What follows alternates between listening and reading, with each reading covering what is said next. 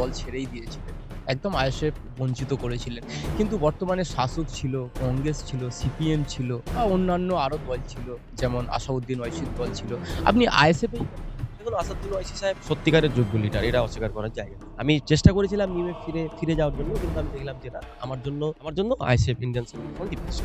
দেখলাম যে না, একটা ছেলে যে ৪২ দিন জেল খাটার পরেও আমার নওশাদ সিদ্দিকী সহ তারপরে আরো যারা ছিল, আমরা যারা ছিলাম, তারা সকলেই তার সঙ্গে আছেন। একটা জাতি, ধর্ম, বর্ণ নির্বিশেষে মানুষের স্বার্থে সে কথা বলছে এবং সে মাথা নত করে। আবার যখন আসাদুদ্দিন ওয়াইসি সাহেব ফুরফুরা শরীফে ২০২১ সালের ৫ই জানুয়ারি এলেন, তখন পুরো সম্পূর্ণ তার উপরে দায়িত্ব দিয়ে ছেড়ে চলে গেলেন। পীর ভাই তারা রাজনীতি করছে এবং সমাজ পরিবর্তনের কথা বলছে। বিধায়কের সঙ্গে ৪২ দিন পর্যন্ত জেলও তারপরে ৪২ দিন জেল যাত্রা সবাই জানে। এখন রাজনীতিতে মনোমালিন্য, অভিমান স্বাভাবিক। গতভাবে আমি নওশাদ ভাইকে ভালোবাসি, সে আমাকে চেনে, আমিও তাকে চিনি।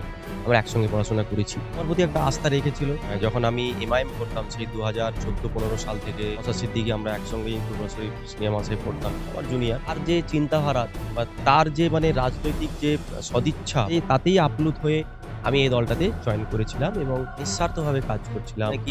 ইচ্ছাকৃতভাবে পুলিশ গাড়িতে উঠে গেছিলাম। দেখুন, এটা সম্পূর্ণ মিথ্যা। এখানে যেভাবে মারটা খেয়েছি, যেভাবে আমার পেটে লাথিটা পড়েছিল, আমি আজও বলছি, কার প্রতি অভিমান করব? কার প্রতি রাগ করব? যার প্রতি রাগ করে আছি তো এগিয়ে চলেছি। তার সাথটা দেওয়ার জন্য ভালোভাবে পুরো অফিসে আমি মেইল করেছি। নওশাদের পাশে থাকাটা আমার নাগরিক হিসাবে কর্তব্য। আর আমার এই ফিরে আসার পেছনে সবথেকে বেশি আমতার যিনি কনভেনার, আমাদের শরীফুল ভাই, সে বারে আমাকে কনভিন্স করে, কেন পিছিয়ে থাকবো? আমরা কেন সরে যাবো? নওশাদ ভাইকে দেখে দল করতে এসেছি। বড় ভাইজানের আদর্শ দেখে দল করতে এসেছি। এইজন্যই ফিরে আসা এবং ইনশাআল্লাহ একদিন সময় আসবে, হয়তো অ্যাডভোকেট হাসান দাও সেও আবার ফিরে আসবে। আমি আবার পুনরায় নওশাদ সিদ্দিকীর কাছে ফিরে এসেছি, আইএসএফ এ ফিরে এসেছি এবং দলে ফেরত আসার পর চেয়ারম্যানের সঙ্গে কি সাক্ষাৎ বা কথাবার্তা হয়েছে? টাঙ্গাইলে একটা কর্মী সভা ছিল। এখানে আমি শেষ পর্যন্ত ছিলাম। নওশাদ ভাই শেষ মুহূর্তে উনি যখন আসছিলেন, আমি গেটে দেখা করলাম, সালাম করলাম। ভাই কেমন আছেন? আমাকে বলল, "ফিরুল্লাহ কেমন আছো? তোমার দাদা বাকিবিল্লাহ কেমন আছে? আপনাকে একটা মেইল করেছি, এটা আপনি একটু দেখবেন।" আজকেও বিশ্বজিৎ দা দলের সেক্রেটারির সঙ্গে আজকেও কথা হলো। দাদা ৪২ দিন জেল খাটা। হ্যাঁ, কেমন ছিল এই সত্যি কথা, ৪২ দিনের যে জেলের জীবন, সেখানে না গেলে বোঝা যাবে না। একদিকে নওশাদ, একদিকে কাসেম।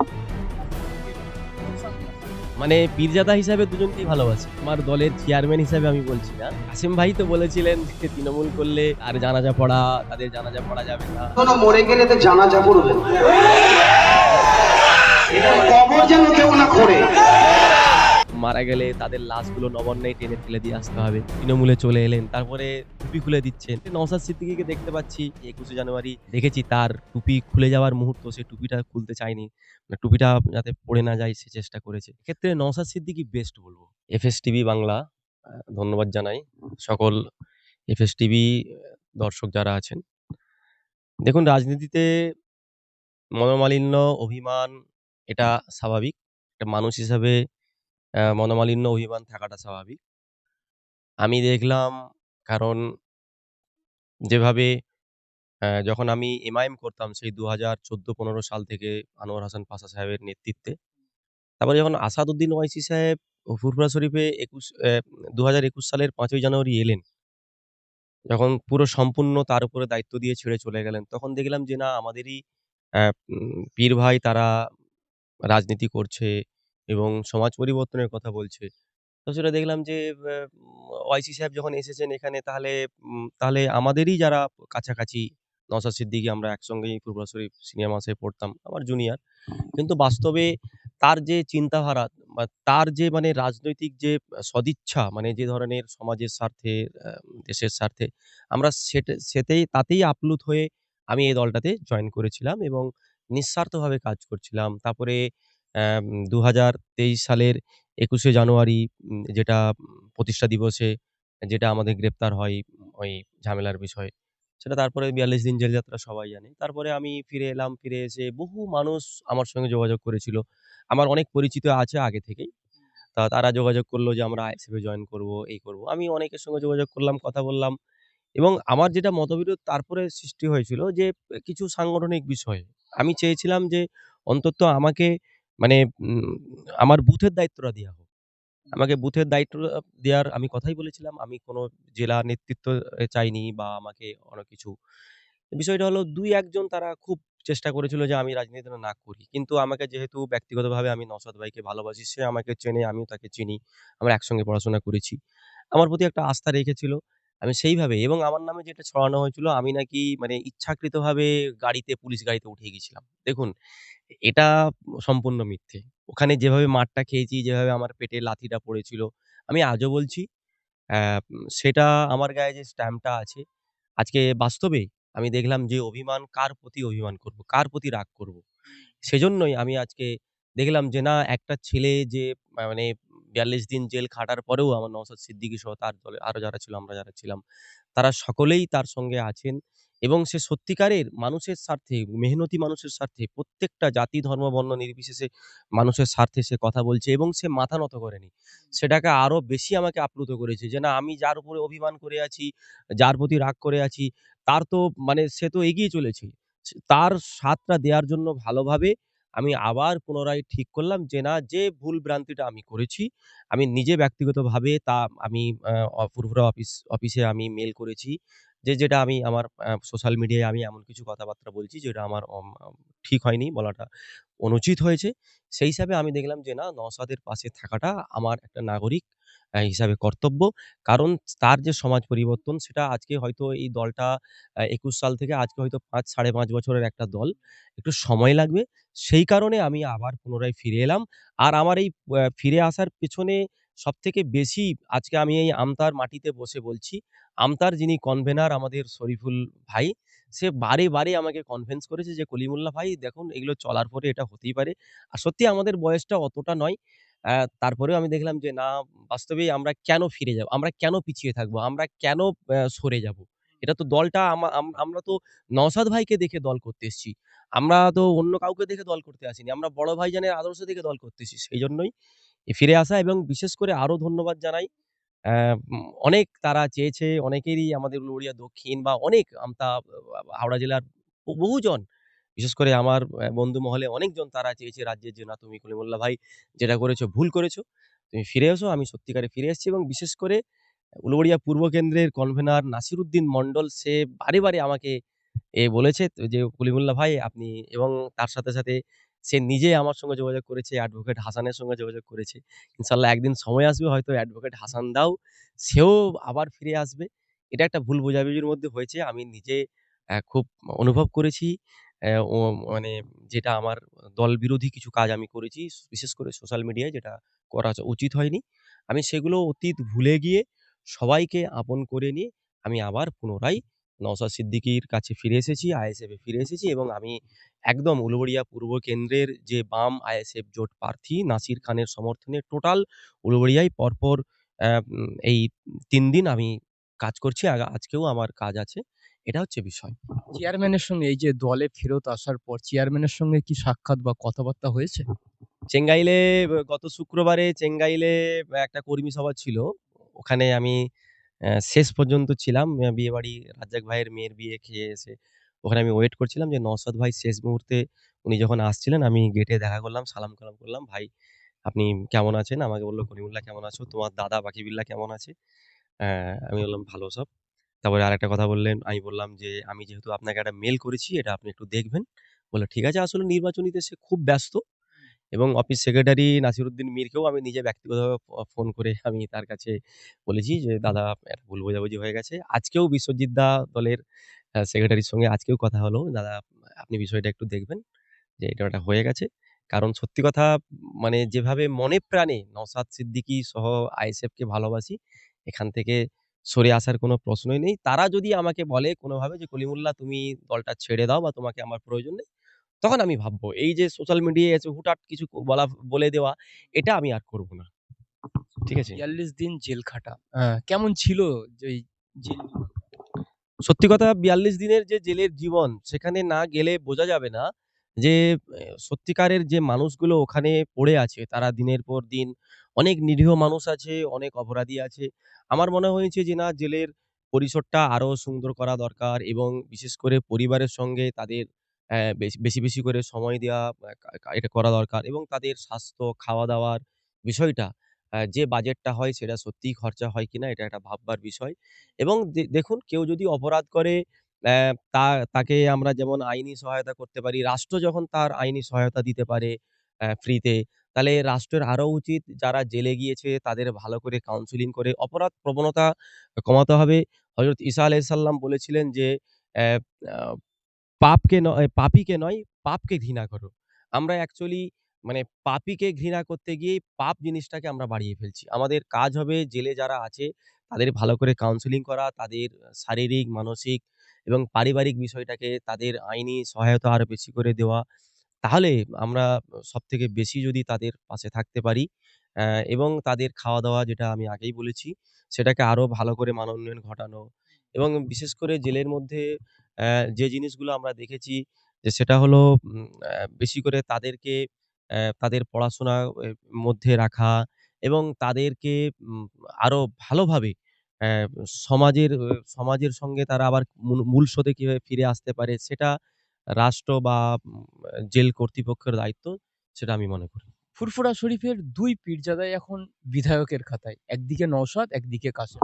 আপনার কাছে কে বেশি? নওশাদ না কাসেম? মানে পীরজাদা হিসাবে দুজনকেই ভালোবাসি। যেহেতু মোজাদ্দেদ জামান, আবু বকর সিদ্দিকের আমরা সকলেই ভক্ত মুরিদান। কিন্তু এক্ষেত্রে মানে আমার দলের চেয়ারম্যান হিসাবে আমি বলছি না। কারণ কাসেম ভাই তো বলেছিলেন যে তৃণমূল করলে তাদের জানাজা পড়া যাবে না। তারপরে তাদের লাশগুলো মারা গেলে তাদের লাশগুলো নবান্নে টেনে ফেলে দিয়ে আসতে হবে। আজকে তিনি একদম পাল্টি মেরে তৃণমূলে চলে এলেন। তারপরে টুপি খুলে দিচ্ছেন। কিন্তু সেক্ষেত্রে নওশাদ সিদ্দিকীকে দেখতে পাচ্ছি যে তিনি সমাজ পরিবর্তনের কথা বলছেন। তিনি মোজাদ্দেদ জামান, আবু বকর সিদ্দিকের আদর্শটাকে ধরে রেখেছেন। তিনি একদিকে যেমন রাজনৈতিক নেতৃত্ব দিচ্ছেন, আবার তিনি ধর্মীয় যে বিষয়টা সেটাকেও গুরুত্ব সহকারে রেখেছেন। আমরা সেই ২১শে জানুয়ারি দেখেছি তার টুপি খুলে যাওয়ার মুহূর্ত, সে টুপিটা খুলতে চায়নি। মানে টুপিটা যাতে পড়ে না যায় সে চেষ্টা করেছে। নওশাদ সিদ্দিকী এক্ষেত্রে আমি একজন সাধারণ নাগরিক হিসাবে আমি আইএসএফটা এখন আমি বাদই দিলাম মানে এই মুহূর্তে টিএমসি আইএসএফ এর। এক্ষেত্রে নওশাদ সিদ্দিকী বেস্ট বলব।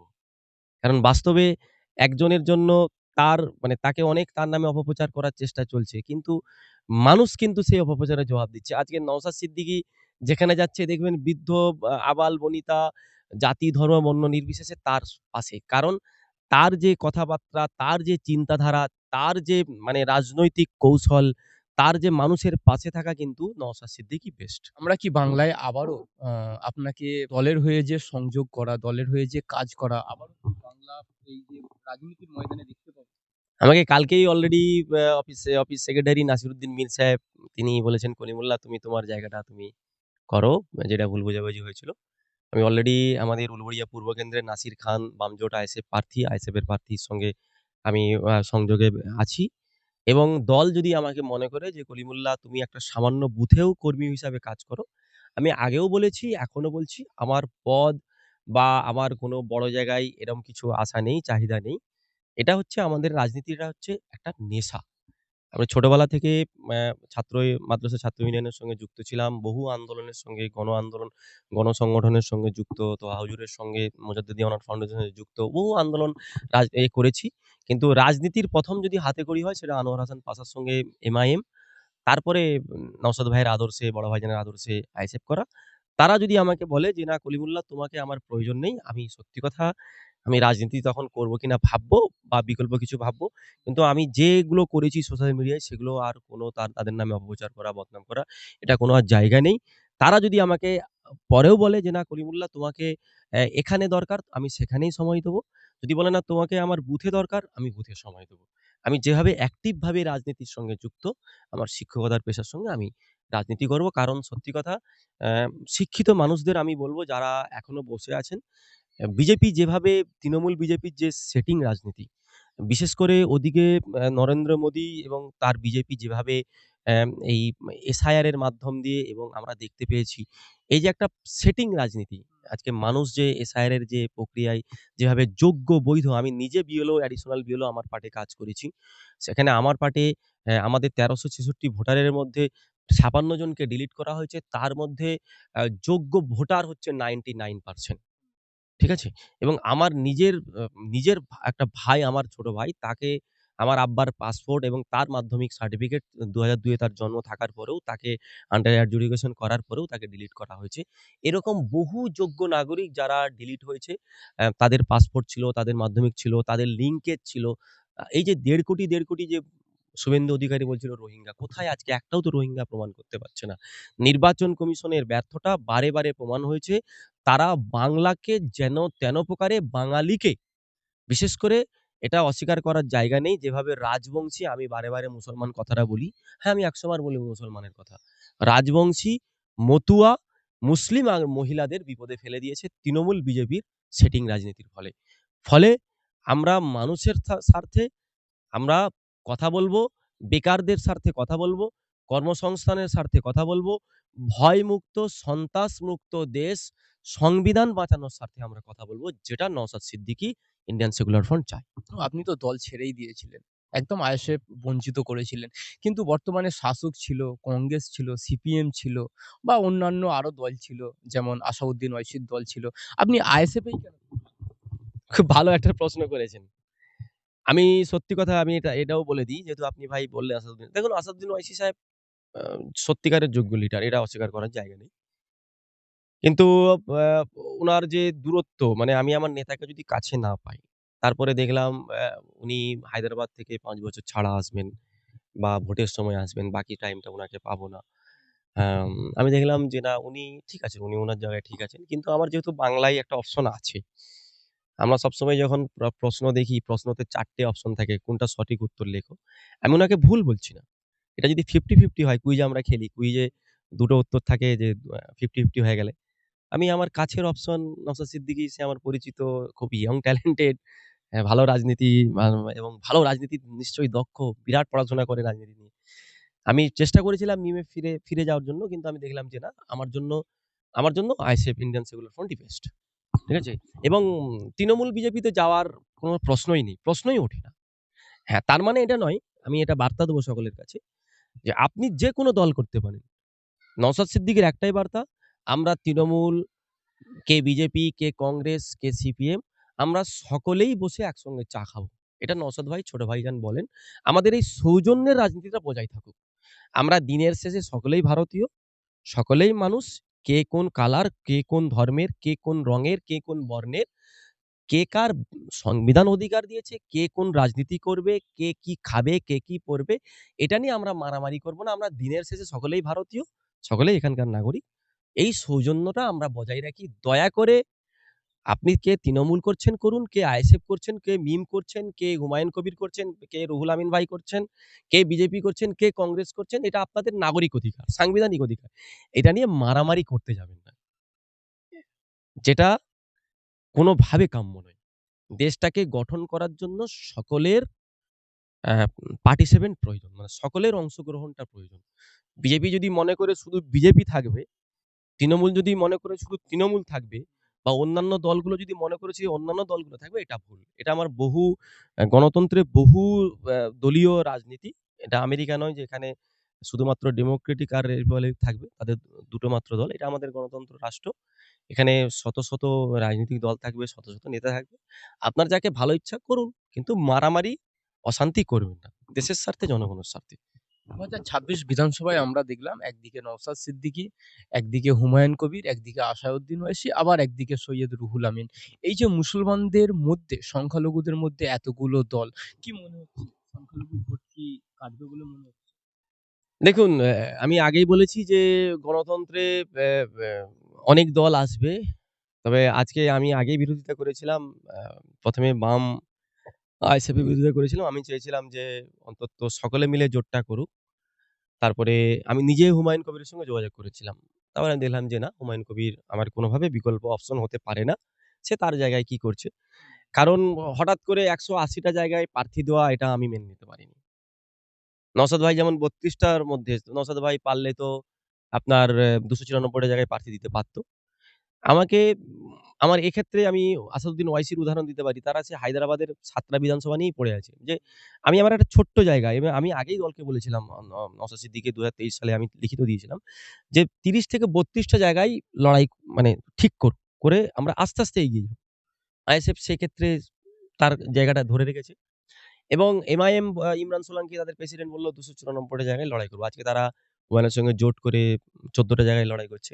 তো সবথেকে ভালো লাগছে যে রুহুল আমিন ভাই তিনি ৬ টা জায়গায় ৪ টে ঘোষণা করে আবার সম্ভবত ৬ টা আমি যদি ভুল না করি। ৬ টা জায়গায় সে তার জেলায় লড়াই করছে। দেখুন কে কোথায় লড়াই করবে সেটা তার ব্যক্তিগত বিষয়। তবে হ্যাঁ, ম্যা বৃহত্তর স্বার্থে অ-বিজেপি, তৃণমূলের বিরুদ্ধে একটা জোট হওয়া প্রয়োজন ছিল। তারপরেও আমি বলছি ইন্ডিয়ান সেকুলার ফ্রন্ট বলুক বা বামফ্রন্ট বলুক, নেতৃত্ব সিপিএম নেতৃত্ব বলুক, তারা যেটা ভালো বুঝেছে কারণ আমি তো তাদের মধ্যে ভেতরে তো যাইনি তারা জোটের কি করেছে, কি ব্যাপারটা হয়েছে। এবং গতকাল পর্যন্ত আমাকে উম এক জায়গা থেকে ফোন করেছে যে, "ভাই আমাদের একটু সমর্থন করতে হবে।" ঠিক আছে আমার দিক থেকে যতটা করার। যেহেতু ইন্ডিয়ান সেকুলার ফ্রন্ট এর আমি একটা এখন অ্যাক্টিভ আবার ফিরে এসেছি। আমাকে কালকেই উলুবাড়িয়া এসডি অফিসে হুমায়ূন কবির মিমের আমাদের পুরাতন বন্ধুরা যাচ্ছিল যে, "আমাদের একটা প্রস্তাবের প্রয়োজন।" কলিমুল্লাহ ভাই আসুন। ৯ জন হয়েছে ১ জন আসুন। আমি বললাম, "না ভাই আমি আর যেতে পারি না।" কারণ আমি একটা অলরেডি দলে আবার পুনরায় এসেছি। আমি আবার এটা আমি করতে পারি না। কারণ আমার একটা নীতি আদর্শ নিয়ে আমি চলি। রাগে অভিমানে আমি বসে গিয়েছিলাম কিন্তু আমার তৃণমূলের এখনো বন্ধু আছে। আগামীতেও তৃণমূলের বন্ধু থাকবে। আমার সিপিএম এর বন্ধু ছিল, বন্ধু থাকবে। কংগ্রেসের বন্ধু ছিল, বন্ধু থাকবে। আমি কিন্তু কেউ বলতে পারবে না যে আমি কোন দলের ঝান্ডা ধরেছি। সেজন্যই মি মিম করতাম আগে। আইএসএফ এসেছি। আইএসএফ থেকে করার পরে কিছু অভিমান, রাগ, দুঃখের পরে আমি বসে গিয়েছিলাম। পুনরায় আইএসএফ ফিরে এসেছি। সংখ্যালঘুদের মধ্যেই কিন্তু এতগুলো দল। অ্যা একদিকে টিএমসি, একদিকে বিজেপি, কংগ্রেস, সিপিএম। কিন্তু সংখ্যালঘুদের মধ্যে থেকেই উঠে আসা এতগুলো দল। কি মনে হচ্ছে? এটাকে দেখুন ভোট ব্যাংকটা কেউ যদি মনে করে যে তাদের মামাবাড়ির সম্পত্তি। আজকে তো এটা একটা ভালো দিক হতে পারে যে সংখ্যালঘু নেতৃত্ব যেভাবে এখানে চাইছিল যে সংখ্যালঘু নেতৃত্ব উঠতে দেব না। আজকে যে এতগুলো দল উঠছে তাহলে সংখ্যালঘু নেতৃত্ব বাড়ছে। যদি প্রত্যেকটা দল থেকে ২ টো করে বিধায়ক যায় তাহলে নওশাদ সিদ্দিকী তো আর একা হবে না। আজকে আপনি দেখুন যে রমজান মাসে যেভাবে রমজানের দ্রব্যমূল্য বেড়ে যায়, ফলের যেভাবে দামগুলো বেড়ে যায়। সেই নওশাদ সিদ্দিকী একাই চিঠি লেখে একাই বলে। তৃণমূলের কই মুসলিম এমএলএ গুলো তো কই সরকারকে বাধ্য করে না এটা নিয়ে। তো সে নওশাদ সিদ্দিকী একা বলে। যদি ধরুন এসডিপিআই থেকে সাগরদিঘির মশিউর ভাই চলে এলো বা আপনার রুহুল আমিন ভাইয়ের ওখান থেকে জাপ থেকে চলে এলো। আপনাদের প্রার্থী কি যারা আছে বা স্বর্ণকমল সাহা আরো ২-৩ জন মুসলিম প্রার্থী দিয়েছে, হিন্দু প্রার্থীও দিয়েছে। এটা ভালো দিক।